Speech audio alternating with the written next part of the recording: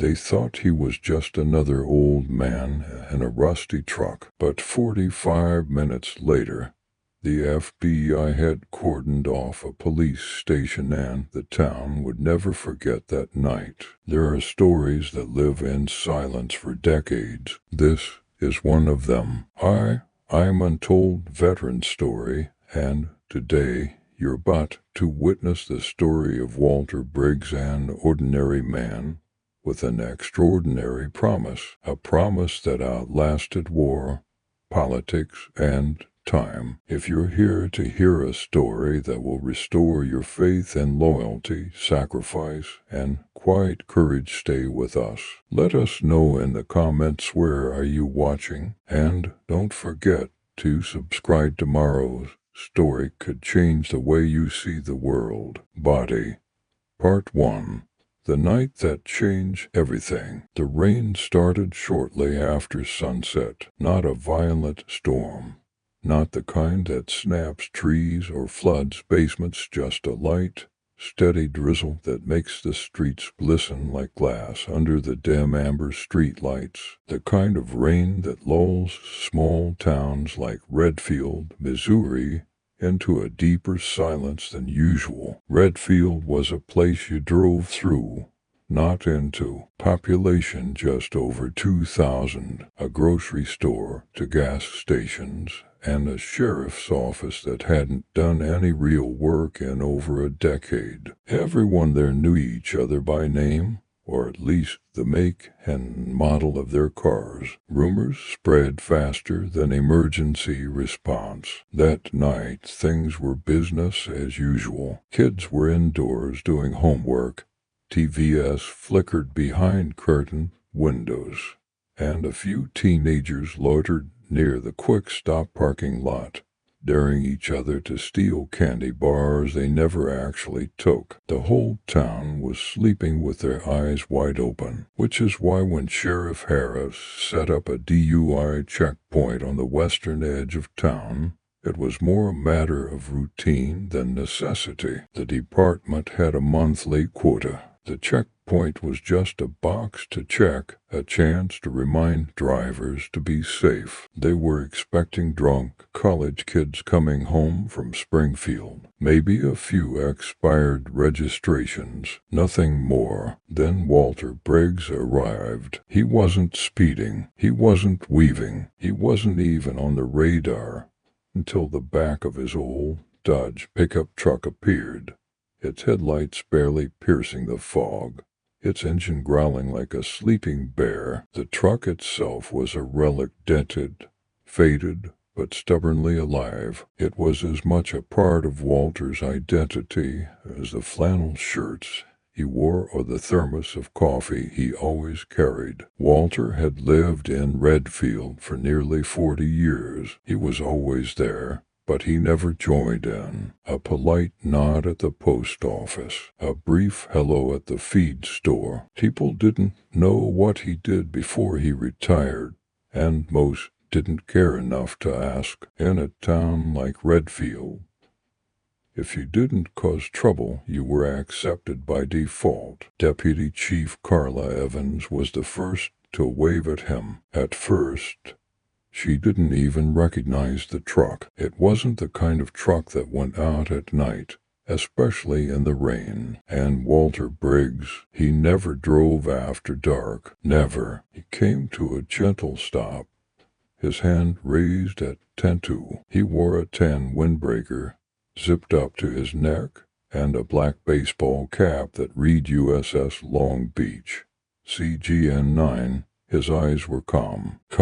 If he was scared, he didn't show it. "Good evening, sir," Deputy Chief Evans greeted, leaning slightly to peer into the cabin. "Routine inspection tonight. May I see your license and license plate, please?" Walter nodded, slowly reaching into the glove compartment and pulling out an old wallet and a plastic bag of folded documents. His hands didn't shake. He didn't speak unless prompted. Evans recognized the metal box on the passenger seat immediately. It wasn't large, maybe the size of a small toolbox. Silver, scratched. There was a thick leather strap wrapped tightly around it. It didn't fit with the rest of the scene. "What's in the box, Mr. Briggs?" she asked, glancing between him and the object. Walter turned his head slowly, looking at her with eyes that had seen the ocean and the ashes. "Not for you," he said softly. "It's for the Bureau." Deputy Evans raised an eyebrow. "You mean the FBI?" Walter nodded. A word, a gesture, but the weight of it made the air colder. Carla wasn't one to jump to conclusions right now, but there was something about the way he said it, the stillness in his body, the fact that the box lay there as if it contained a ghost, that made her uncomfortable. She signaled to her partner, Officer Duncan, who came forward with a flashlight and the suspicion of a veteran. Duncan was a veteran. He knew his posture. He knew his silence, and Walter's silence screamed. They told him to get out of the car. He did. No protest, no hesitation. He just grabbed a stick from the side of the seat, opened it, and stepped into the rain. The next 30 minutes would redefine what routine meant in Redfield. They ran his ID. It sounded a siren, not a warrant, not a traffic violation, something different. Then the screen went black. A new interface loaded. 3 lines of text. Personal protection. No questions asked. Waiting for federal response. Carla and Duncan looked at each other. No words, just confusion thick enough to chew. They put Walter in the back of the patrol car. He said nothing, eyes straight ahead, rain running down the window next to him. The case was transferred to another car. Careful. Part 2. A man and his case. Sometimes the most powerful stories are the ones locked away in silence and in steel. Walter Briggs was never a man of many words. He didn't tell stories. He didn't boast. But every man who's been to war carries something home. A letter, a photo, a promise. For Walter, it was a steel case. No combination lock, no label. Just a simple metal box, strapped with a worn leather belt, placed carefully on the passenger seat of an old Dodge D100, but inside was the kind of truth that could shift the tide of history, and he had held it in silence for more than 40 years. The case wasn't the secret, it was the vow. Years ago, deep in a remote base in Eastern Europe, Walter and his closest friend Sergeant Charles Standing received a mission. Secure this intel at any cost until the country truly needs it. They didn't ask questions, they executed. But after the final mission, Charles never came home. Walter did, and with him he carried a vow made to a dying friend. "I'll get it back when it's time." That rainy night drive wasn't out of fear, it was out of duty. When Walter set the case on the seat, he knew the moment had arrived. Rain slid across the windshield like old memories tapping at the door. He didn't turn on the radio, didn't text, didn't hesitate. He simply drove. His mind was on the men who didn't make it back, on the folders inside the case, names, photos, encrypted codes, and a small black device few had ever heard of.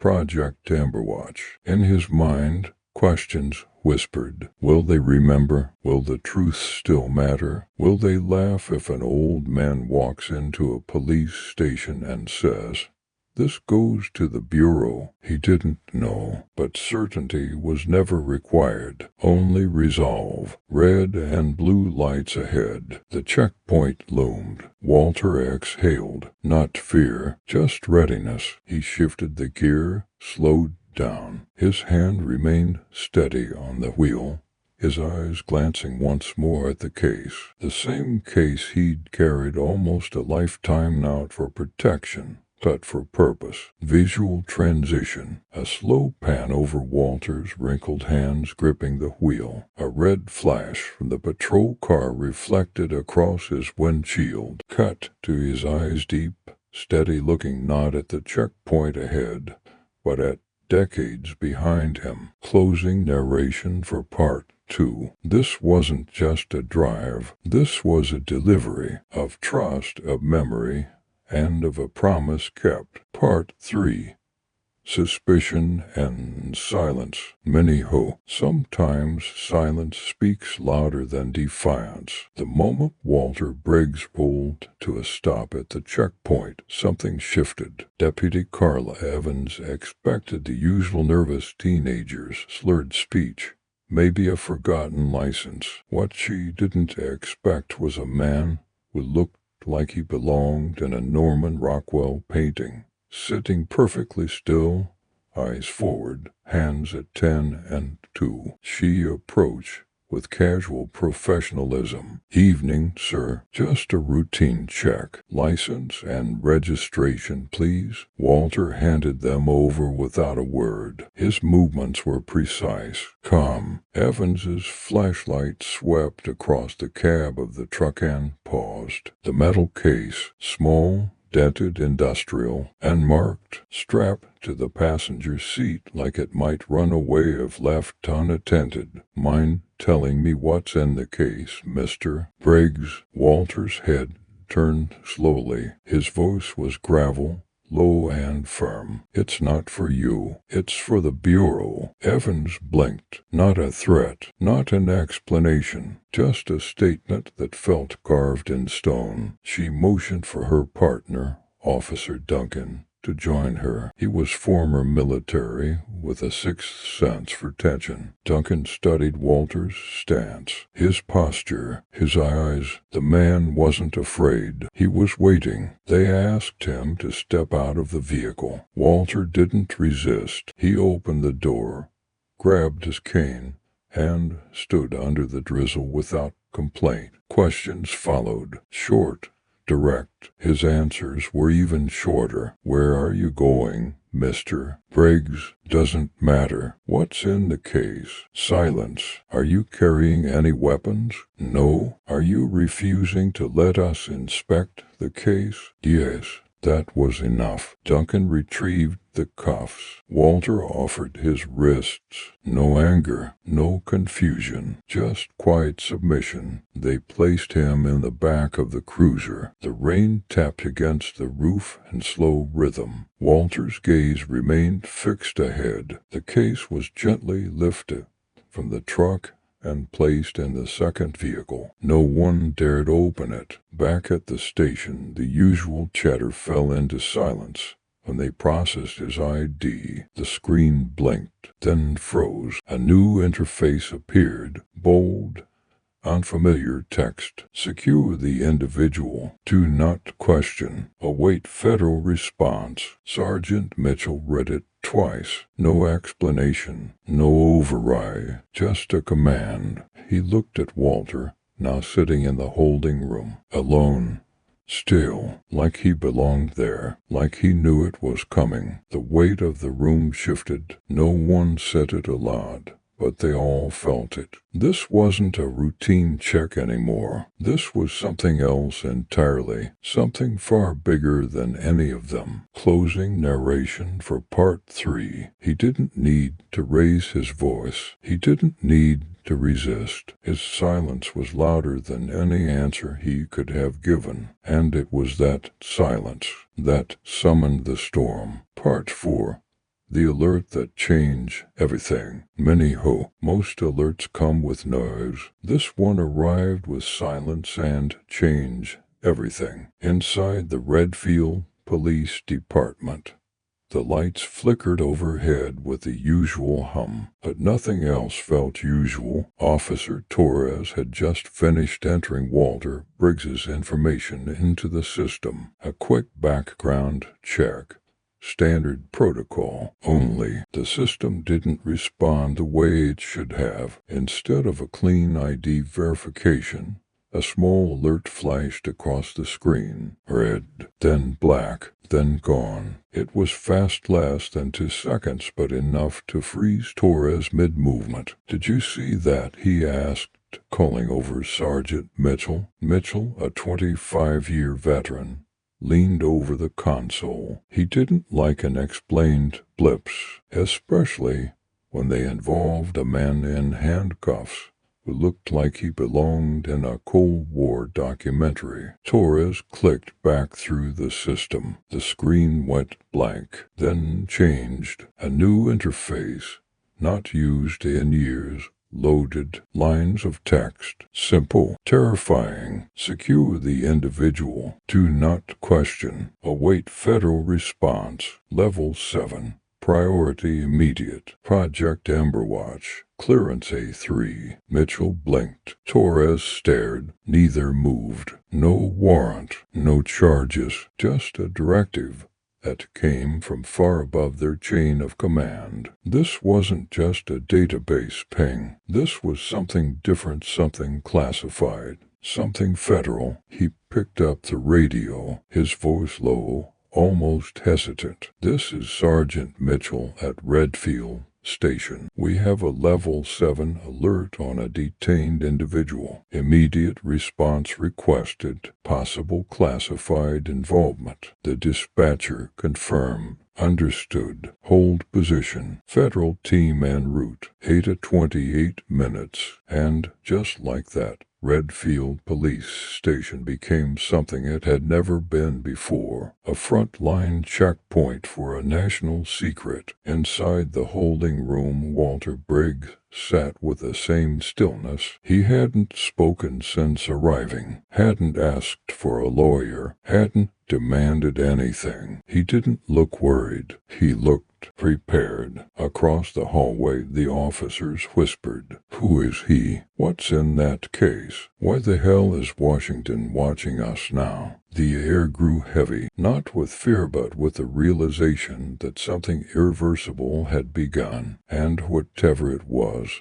it started the moment Walter Briggs said, "It's not for you. It's for the Bureau." Closing narration for Part 4. Not all storms roar when they arrive. Some slip in quietly on the hum of an alert, in the eye of a man's silence, and when they pass, nothing stays the same. Part 5. When the Bureau arrived, they didn't come with sirens. They didn't need to. The silence said enough. Outside the station, the rain had softened to a mist. It was the kind of night that made you whisper, even indoors. 28 minutes after the alert, they arrived. 6 identical black SUVs rolling into the parking lot in perfect formation. No markings, no sound, just presence. Inside, every officer went still. Torres, posted at the entrance, watched as the doors opened in synchronized motion. Men and women in tailored suits step out. No chatter, no gestures, only movement, fluid, practiced, deliberate. Leading them was a woman in her 40s, dark jacket, earpiece, eyes that had seen more than most would believe. She held a badge not in display, but in confidence. Agent Dana Clark, FBI. Her voice was calm, her authority unmistakable. Sergeant Mitchell nodded, guiding her through the station. As they passed, officers straightened unconsciously. The tension was quiet, but electric. Clark stopped at the evidence room first. "The case, where is it?" The officer in charge pointed to locker 8. Clark scanned it with a small device, typed a code, and opened it carefully with gloves. Inside, folders yellowed by time, sealed envelopes, a flash drive in a padded pouch, and at the bottom a flat, black device with a faded serial number. Her face didn't change, but her voice dropped. "It's authentic." She whispered to an agent beside her. He stepped away to make a call. Then she turned to Mitchell. "Where's the man who brought this?" "Holding room. Hasn't said a word." Clark walked there herself. She paused before opening the door, then nodded. Inside, Walter Briggs stood up before she said a word. They looked at each other. No introduction, no handshake, just understanding. She nodded once. He returned it. When she exited, her words were clear. "He's not under arrest. He's a protected individual under federal oversight. There will be no further questions. He is to be released immediately." No one objected. No one moved, because deep down they knew Walter Briggs wasn't a suspect. He was a guardian. Closing narration for Part 5. Power doesn't always arrive with no's. Sometimes it enters through a quiet door, reclaims what was hidden, and leaves with more answers than questions. The Bureau hadn't come to arrest Walter Briggs. They came to honor what he had protected for a lifetime. Part 6. The truth inside the case. Many secrets don't stay buried. They wait for the right hands to unlock them. In the quiet hum of the Redfield police evidence room, Agent Clark opened the case. Not like someone opening a box, but like someone unlocking a vault. She moved slowly, carefully. No one spoke. Even the sound of the rain outside seemed to pause. Inside were documents, some typewritten, others handwritten, each stamped and sealed with codes no local officer recognized. Photos faded by age, maps with red circles and strange symbols. And at the bottom, nestled in foam, was the centerpiece, a small black rectangular device, flat, cold, unmarked, except for a single serial number almost rubbed off. Clark scanned it. A green light blinked. She nodded. "This confirms it. It's Emberwatch." She turned to Mitchell. "What you're looking at is the last surviving package from a Cold War intelligence initiative." A few officers exchanged glances. Clark continued. "Project Emberwatch was a joint agency operation in SA, CIA, even elements of DARPA, designed to track and verify deep cover assets across Europe and Asia." She lifted one photo. A man in uniform, no name, just a code. Most of this was meant to be handed to a Senate Intelligence Subcommittee in 1986, but the mission failed. The documents vanished. She placed the photo back. Until now, the flash drive was original issue military grade. Inside, encrypted files, agent logs, field videos, names that had been lost, proof of missions that were never acknowledged. Clark's expression softened, not with fear, with reverence. Briggs held on to this for decades, never compromised, never spoken of, not even once. She turned back to the case, lifting a final envelope. Inside, one handwritten letter, signed C. Tanning, the last mission commander, Walter's closest friend. The letter was a directive. "Walter, if I don't make it, get this home. Wait until it's safe, not before. Promise me." He had promised, and he had delivered. Closing narration for Part 6. The contents of the case weren't weapons. They were truths, buried, dangerous, powerful truths, and Walter Briggs didn't protect them for glory or reward. He protected them because he said he would. Part 7. The weight of a promise. Some promises echo louder with time, especially the ones made in silence. As the case was secured and catalogued, Walter Briggs was quietly moved from the holding room to a private office. No handcuffs, no questions, only a chair, a towel to dry off, and a cup of hot coffee. He sat down slowly, his posture unchanged, his eyes calm. Agent Clark joined him, but not as an interrogator, as someone who understood. "You kept your word, Mr. Briggs." "Not many would have." Walter didn't respond right away. He looked out the window. The rain had stopped. "It wasn't about the case," he finally said. "It was about Charlie." Clark nodded. She knew the name. Charles Danning, the man who had signed the letter, the friend who had died in silence. Walter continued, "We were stationed in a place that doesn't exist on maps. Cold, quiet, forgotten by command. When things went sideways, he stayed behind so I could get out, handed me that case and said, 'Don't open it. Just wait.'" His voice didn't tremble, but the silence after his words did. "I waited 40 years, 2 wars, 3 presidents. No one came, no one called, until tonight." Clark looked down. The case was safe, the file secured, but the true weight was never inside the metal box. It had been in Walter's heart the whole time. She said nothing more, because what could she say? Some promises don't need medals. Some missions don't need orders. Some men just do the right thing. Closing narration for Part 7. Walter didn't carry a weapon that night. He carried a promise, through time, through silence, through every reason to let go, and in doing so he reminded us all that honor isn't given, it's chosen and held until the end. Part 8. Return to the quiet life.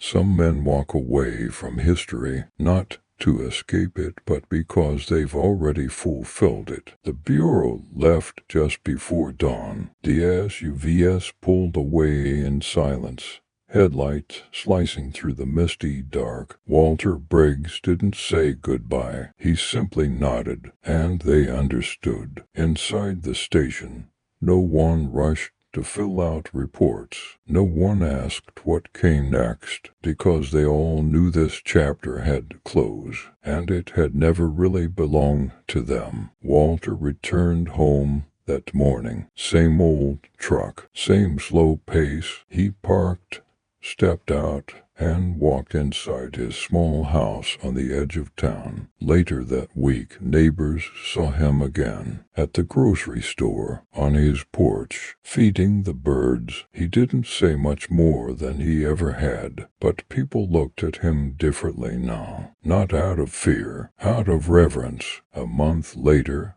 a government sedan rolled quietly into his driveway. A woman stepped out, dressed plainly, holding a small wooden box. Walter met her at the door. She said nothing. He didn't ask. She handed it to him with both hands. He opened it slowly. Inside, a folded flag, a letter signed by the Director of National Intelligence, and a black and white photograph. Charles Danning, smiling, alive. The letter read, "Your delivery made the truth possible. His name will not be forgotten. Neither will yours." Walter closed the box, placed it above his fireplace, and said nothing more, because for men like him words were never the point. Closing narration for Part 8. He didn't seek the spotlight. He didn't chase applause. He lived quietly, delivered silently, and in that silence he reminded us, some heroes don't wear medals. They carry promises and return quietly to the porch. They never really left. Part 9. The legacy left behind. Legacy isn't about headlines. It's about the silence that lingers when someone truly mattered. Walter Briggs never gave interviews, never appeared on television, never wrote a book, but his story traveled. Whispers in Redfield told of that night to SUVS, the agents, the box. Some dismissed it as rumor. Others knew better. The police officers who had processed him never forgot his name. Some kept their notes, others framed the IDs and print out just the blank screen and alert code. And over time, the story became more than an event. It became a lesson in quiet duty, in long-kept promises, in doing the right thing especially when no one is watching. The wooden box above Walter's fireplace remained untouched, but visitors often noticed it. They'd glance up. He'd say nothing, just sip his coffee. Yet in that silence was a message more powerful than words. You don't need to be seen to matter. You don't need to be praised to serve. And sometimes history is held not in museums, but in men like Walter Briggs. Closing narration for Part 9. The case is gone, the files secure, the mission complete. But Walter's legacy, it lives in every person who still believes that integrity matters, that promises mean something, and that quiet, when earned, can echo louder than the loudest applause. Part 10. Final reflection. Not all heroes are remembered by the world, but they're never forgotten by those who understand. Walter Briggs didn't ask for recognition. He didn't seek reward. But what he left behind was more than a story. It was a reminder that honor lives not in fame, but in follow-through, not in the spotlight, but in the shadows where convictions are tested. He reminded us that greatness doesn't always roar. Sometimes it waits and watches and chooses to do the right thing again and again, quietly. In a world rushing to speak, Walter chose to listen. In an era desperate to be seen, he chose to observe, and in doing so, he taught us one simple truth. You don't have to change the world loudly. You just have to carry your promise to the end. Final call to action. If Walter's story moved, you share it. Not because he asked you to, but because stories like his deserve to live on. Like, subscribe, and tell someone about the man who kept his word. Because in the end, epilogue. The visit that meant everything. Sometimes the smallest moments are the loudest goodbyes. It was a Sunday morning, the kind that carried the scent of fresh coffee and dew-covered grass. Walter Briggs sat on his porch, as always, in that same wooden chair with the chipped armrest. Across the street, a boy no older than 10 stood holding something wrapped in brown paper. His father, a local officer, nodded gently at him. The boy crossed the street, slowly, carefully. Walter watched with that same unreadable calm. "Mr. Briggs?" the boy asked. Walter smiled faintly. "Yes, son, my dad said you did something important. He said your white people like him can do their jobs." He held out the wrapped package. "We made this at school for heroes." Walter took it gently. Inside, a drawing, crayon on construction paper, a man standing in front of an American flag. Below it, in shaky handwriting, "Thank you for keeping your promise." Walter didn't say a word. He didn't need to. He stood, placed a hand on the boy's shoulder, and for the first time in a long time his eyes welled up. Closing narration for epilogue. No one else saw it. There were no cameras, no salutes, just a boy and a man who had once saved the truth. And in that quiet exchange the story passed on not as legend, but as legacy. Heroes don't always save the world. Sometimes they just preserve its soul.